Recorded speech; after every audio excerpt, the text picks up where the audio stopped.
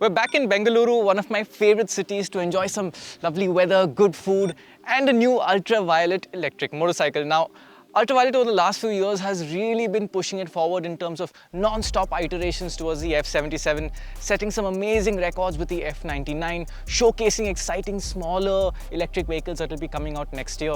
And this came across as a bit of a surprise. This is what was shown as the Concept X in EICMA last year. It's now called the X47. And it is, for all practical purposes, the most different and new feeling motorcycle from Ultraviolet that you can buy very soon. It will go on sale in October. The X47, let's start with what the name means. This is basically Ultraviolet's tribute to a very famous unmanned stealth sort of fighter jet that was out testing a few years ago. The company loves its aeronautical themes and they are all over this motorcycle. Now, the idea with this bike is that it is based on the F77 platform, but it is more of a rugged road, real world motorcycle. They call it a crossover, and that's a good description because it's not really an ADV, but it's also not really a street bike. You have considerably more suspension travel than the F77, more ground clearance, and a much more open, roomy riding position. There's also a lot of very interesting tech going on with this motorcycle. It's the first in India, probably one of the first in the world at this price point, to have radar built in as standard. It's going to have front and rear dash cams as an option. It's got some very interesting charging technologies. We will get to that, but today we're going to split this review into two aspects. One will be, what is this thing like as a motorcycle? And the other is, what's this new technology like? Let's start with the motorcycle aspect first.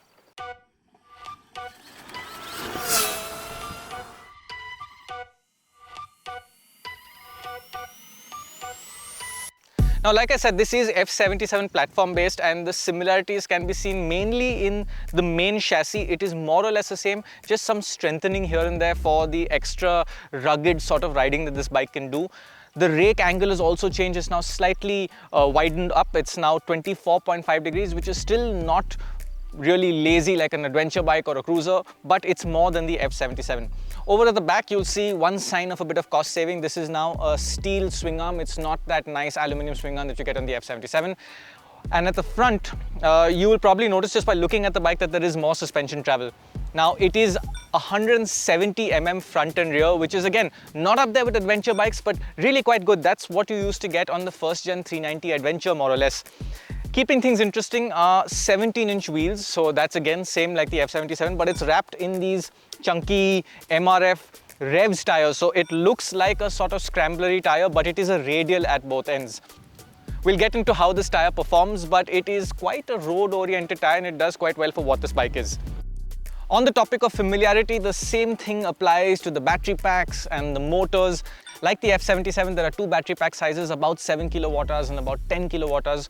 We are riding the bigger one today. Also, the motors carried over just the same. Peak output of 40 horsepower and rear wheel torque, which they love to share, is 610 Newton meters. Mad number, but that's calculated with the step-down gearing and the final drive sprocket. And if you apply a similar theory to petrol bikes also, you'll get a much bigger rear wheel number for the torque. Nevertheless, the torque at the motor is still 100 Newton meters, and that is a lot. Just like the F77 though. Let's get to what is not like the F77. And the first thing is the riding position. So this is one of... okay, what's going on there is that it's got a sort of alarm system because I haven't turned the bike on and I moved it.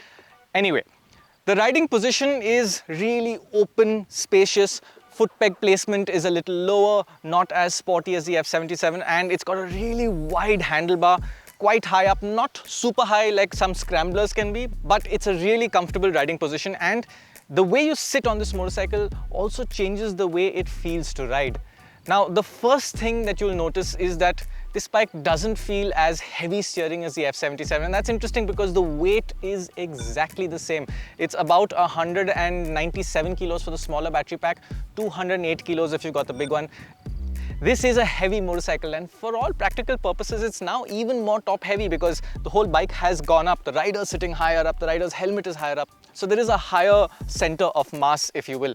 But to ride, it feels a lot lighter on its feet, easier, definitely easier steering. You just put small inputs and it moves as you wish. So when riding in traffic, I think this is going to be a much more low effort motorcycle than the F77. And that's a wonderful thing because not everyone wants to sit like this. For me, this riding position is really very comfortable. I only think that the seat feels a little firm. Maybe they have sacrificed a bit of padding to keep the seat height as low as possible. If it were my bike, I'd just get the seat padded a bit in the aftermarket, a small thing. But nevertheless, despite 170 mm of travel, 200 mm of ground clearance, the seat height is really not bad. I'm told it's about 820 mm. To show you what that's like for a rider of average height, we have Ashley here, who is just under 5'7", and he's going to show you what it's like to get on this bike.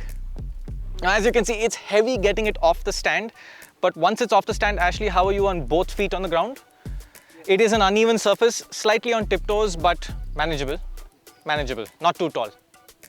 So that's what the X47 is like to sit on, and I find it interesting that Ultraviolette has managed to keep the weight the same as the F77, despite the fact that the tires are heavier, the suspension is adding a little weight as well, and they've done some interesting things to achieve this. Now obviously there is less bodywork here, that is a benefit, but there's also some interesting materials being used. For example, this charging flap feels like metal, sounds like metal. Same material used here for the grab handles. If you touched it, you would swear that it's metal, but Ultraviolette actually tells us that this is a new composite material. I think it's called PPS. We'll put the full form underneath. It's really interesting because it feels like metal, but there is actually no metal in the composition of this material. And the other benefit is that compared to aluminium, I'm told it's about 30% lighter, which is a weight savings. And it's quite a strong material as well. We could end up seeing this material used in entire subframes for motorcycles and other load-bearing structures as well. So that is something interesting to look forward to in the future. On the topic of subframe, now while I said the main frame is the same, you must have noticed that there's a different thing going on out here. The subframe itself is different and it ends out here while there is a new cast aluminium section at the back. Part of this is visual. You can see there's a nice see-through section here that's coming on more motorcycles these days. It really is a nice looking thing, but there's also a functional aspect to this subframe that I'll get back to when we talk about the technology. Let's get back to the riding experience. Very similar to the F77 in terms of the riding modes that you get. There's 3 riding modes. You get 3 levels of traction control plus off. You can turn off the rear ABS and you have 9 levels of adjustable regen. All that is really very familiar. Performance is exciting, especially from 20 to 70 kilometers an hour. It's a really strong surge in ballistic, and no petrol bike in this price range can give you that immediate reaction. Acceleration numbers, Ultraviolette quotes 2.7 seconds to 60 and about 8 seconds to 100. So like before, it's more on par with 250 to 300cc bikes, not 400cc machines. But it's a very unique riding experience and you can only really find this with electric bikes. Top speed has reduced slightly to 145 compared to 155 on the F77, and that's partly because the aerodynamics are different. You're sitting higher up, catching more of the wind, and it's also got a bigger rear sprocket, and that big rear sprocket is also why the torque figure at the rear wheel is higher than it is on the F77. There are no real changes with the braking setup either, and like the F77, it feels like it's working against quite a lot of weight, which it is, but the new regen settings which debuted about a year ago really do help the process. When you put it up to level 9, shut the throttle and the bike really slows down hard. And you've got to be careful because just on a throttle close, the rear can lock up. But when the regen is used with the braking, I find that this motorcycle slows down really well and you can change the regen settings very easily. So if you're riding in traffic and you just want to use one hand, don't bother with the brakes, full regen is great. You're out on the highway, you want coasting, tone it down. It's a system that works really well. Now the area of big change is in the suspension setup and of course how you sit on the motorcycle, and this has some very noticeable effects when you're riding, which we first did on a go-kart track and then out on the road.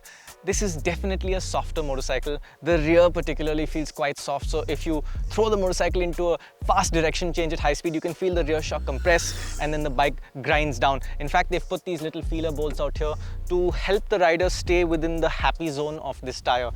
Now this tire actually does quite well on the track, and The pegs are scraping before the tire is giving me a sense that it's feeling a little uneasy on the edge, or you can feel a little flex in the block pattern on the tire. So it works quite well on the track. It seems to be quite good on the road as well. We haven't had a chance to test it in the wet, but these new MRFs are quite impressive. Now, on track, you will run into the limitations of this bike a lot faster than you would on the F77. It's fun to ride, but it's more of a flow motorcycle and not an attack motorcycle, because you will start scraping it. You will feel less of a connection with the front end with how high the handlebar is. The seating position is not really conducive to trying and hanging off. So it's a motorcycle that is good to carry, good speeds through a corner. You can enjoy a fast ride, but in a flow and not in a full-on attack. The fun begins when you find bad roads. This is really interesting to ride because the suspension works quite well on these sort of trails and bad roads where you can stand up, hammer it through, and the bike takes it in. It's only when you try to jump it that you notice there's quite a bit of weight on the front. It takes a bit of effort to get the front up, and you also have to be careful when the speeds go up, because there's two things happening. If you're in ballistic mode, this is really very sensitive. You have to be careful. There is no clutch. There is no foot brake. So the sense of traditional controls that we have when riding off-road are not there, and it's going to take some learning to ride something like this off-road. On the upside, you won't stall it. There is no fear of stalling this motorcycle. You do have a concern of whiskey throttle, where you just sort of accidentally whack it open and bad things can happen. So you've got to be careful. It's an interesting experience, and I'm really looking forward to Ultraviolette's Shockwave next year, because this is a fun motorcycle, but it's not a serious off-roader. The Shockwave will be a lot lighter and more capable off-road, and that's going to be really different for us to learn how to ride an off-road bike when it's electric, because we don't have anything like that in India. Something I'm really looking forward to. As for suspension comfort on the road, well, I noticed on cement roads it does feel a little busy. It's not as plush as you would get on a long travel ADV, but it's really quite good.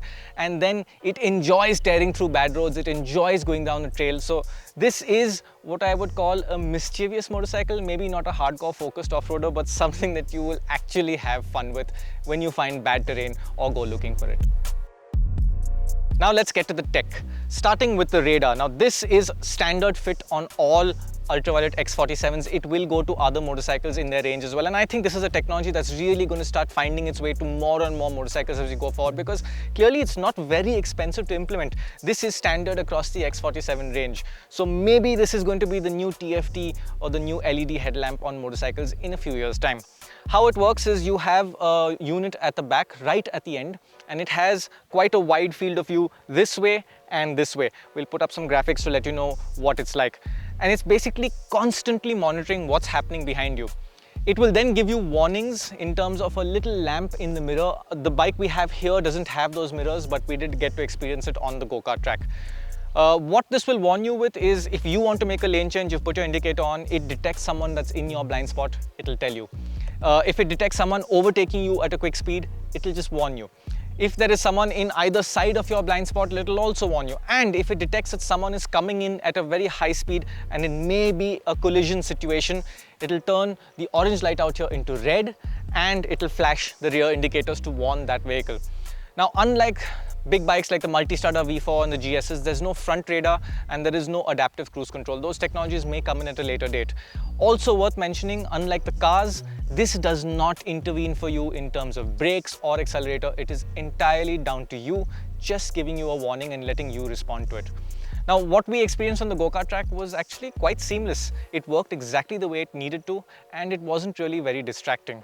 I think it's something you will learn to ignore because it's constantly going to be flashing when you're riding in Indian traffic. But at the same time, you know you have the system. So if you're not sure if there's someone out there, you can always check, and that's a nice thing to have. Next up, we have the optional dash cams. There's one at the rear, one at the front, and a screen that comes with it. This is constantly giving you a view of what's happening with the dash cams, and you can turn that screen off if you want, which is a good thing. The dashcam works as it normally would in a car. It's constantly recording, and if it detects an accident, it will save that file. Now, Ultraviolette has put in a lot of work into creating an onboard charger that lives inside this aluminium subframe. We'll show you shots of a naked motorcycle to see what that looks like. This is a 1600 watt charger, and all you have to carry around is this cable. That is a really convenient thing. If you own the boost charger or you want to buy one, you can also carry that charger around, and the boost charger can work with the onboard charger and double the charging speeds to effectively 3.2 kilowatts. That is a really impressive feature. I think it's one of the most valuable things on this bike. It is not standard. It will come on certain variants. I don't have that information right now. We'll put up a table when we get it. But you should know that you cannot spec this onboard charger after you've bought the motorcycle. So if you want it, you have to buy it with the bike. So that is what the X47 is all about. Pricing starts at 2.74 lakh rupees, and if you're one of the first 1000 buyers, it starts at 2.49 lakh rupees. That is for the smaller battery pack.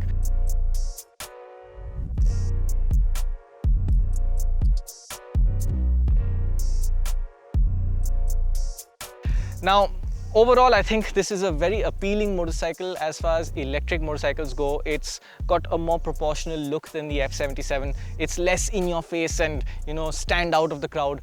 It's a more mature motorcycle. It's a lot easier to live with on our roads just from a comfort and riding position standpoint. And it has some really interesting features. Things that can improve, well, one, yes, it's heavy. That's just the story of electric bikes right now. And two, like with other ultraviolette motorcycles, the panel gaps and the finishing, the plastics still look a little rough. It still looks like it's coming from a low volume startup, and this is one area where Ultraviolette needs to improve. Next year they have some really exciting products coming that is really going to up their volumes, and that's something I'm keen to see get better with over time. But in general, this is, in my opinion, by far the most appealing of Ultraviolette's motorcycles that you can currently buy. It has a more attractive price point and it should be more fun to use on our roads. That's the X47.